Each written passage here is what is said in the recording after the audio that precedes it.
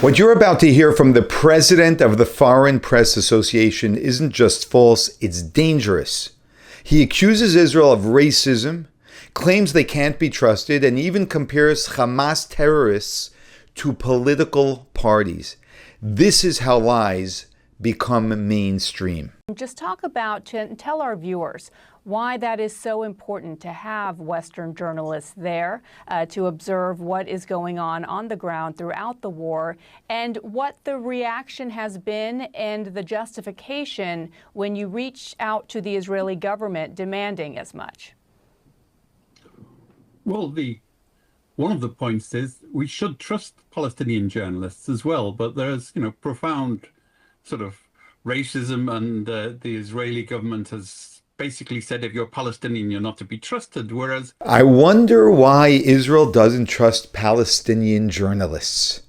Maybe we don't have enough evidence yet of their participation in October 7th, of the lies that they propagate, of their Al Jazeera implants to get their propaganda out, maybe.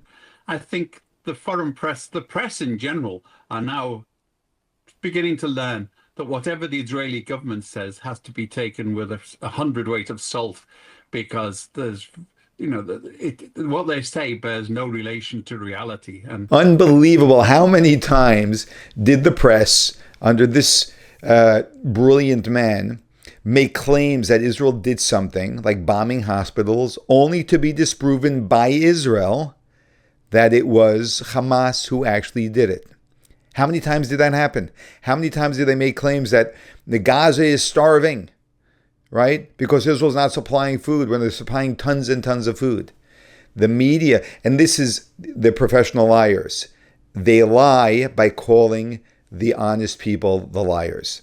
They use keywords like, the Hamas Ministry of Defense.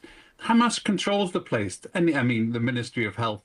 Hamas controls the place. Journalists there, frankly, I don't care whether Asharif was in Hamas or not. We don't kill journalists for being Republicans or Democrats, or in Britain, Labour Party. Did you hear that?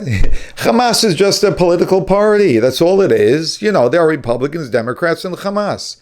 Hamas is a political organization as well as a terrorist organization, perhaps, but it's not permissible. It's a political organization and a terrorist organization, perhaps. This is who's feeding our media. It's not permissible to go killing people. And this was the distinct change now. Shocking beyond shocking. And this is the president of the press.